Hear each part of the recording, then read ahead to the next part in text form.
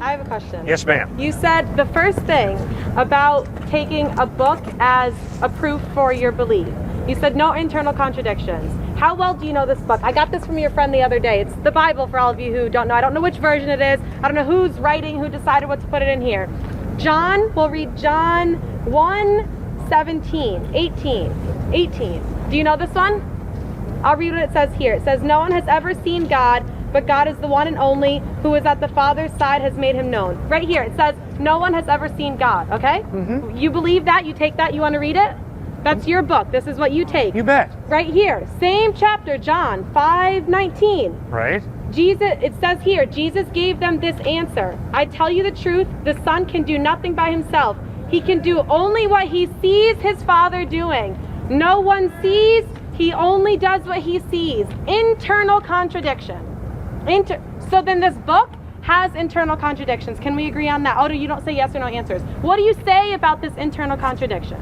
One of the basic principles of interpreting any book is you have to read in context. And obviously, when you read John chapter 1, the main point is Jesus is God in human form. He begins. Ma'am, am I allowed to answer you or not? But you're not making sense. You say the same well, then thing why are you wasting your time standing here talking to me if I'm not making sense? Because look at all these people here who have questions. Fine, then why don't you let me go on to other people? If I don't make sense, ma'am, why do you waste your time? Why am I going to let you misguide them with your misguidance? Oh, I see. So you have to sort of be a parasite who comes in here and just feeds off the people who are listening to me talk? Absolutely, why not? You've already made a fool of yourself here anyways. Why, that's pretty sad. Why can't you just be open and honest and have an honest dialogue? Let me explain this. Yep, okay. Explain this. Thank you. Okay. John chapter 1. John begins with the words, in the beginning was the Word, and the Word was with God, and the Word was God. Crystal clearly, John 1:1 is stating the deity of Christ. The word there is Christ. The Greek word is logos. Obviously, by reading John 1, you know he's talking about Christ.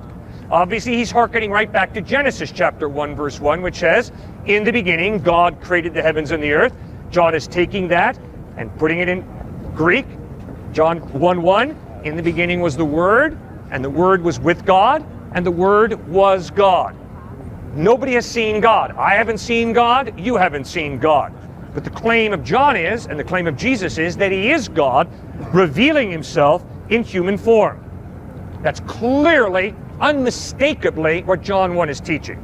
And you don't have to have a PhD in New Testament. Just read it yourself, and you'll figure that out. It's both John. I didn't flip to even a different chapter. It's 2 pages away. Both John saying, one saying no one sees God, the other one saying Jesus sees God. Is it saying Jesus sees himself? Is this something that everyone who reads the Bible that's exactly right. Jesus is claiming to be God, revealing himself in human form. That's his claim. And he sees himself. No, you're not God. Why would John write that? You're not God. What's the difference? Well, if you die and rise from the dead, I will listen very closely to everything you have to say. Why is that the one thing that you take? Did you see George Washington inaugurated first president of the United States? Other people did. I trust that. Good. And other people saw Christ die on a cross and they saw him risen from the dead. But they have internal contradictions. No, there's no contradiction there. We human beings do not see God, but when God chose to become a human being in Jesus Christ, obviously Jesus knew the Father very, very intimately, very, very well.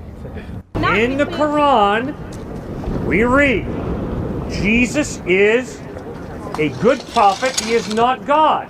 The problem is the historical Jesus claimed to be God. That to be an internal contradiction is on one page it says something, on a different page it says something else. Like the gentleman that left mentioned about the creation.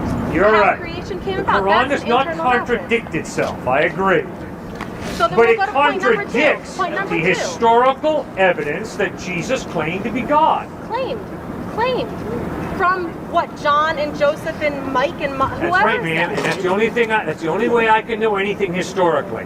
Historical knowledge is based on the trustworthiness of eyewitness testimony. So then why take what John and those people said 500 years before what Muhammad came with?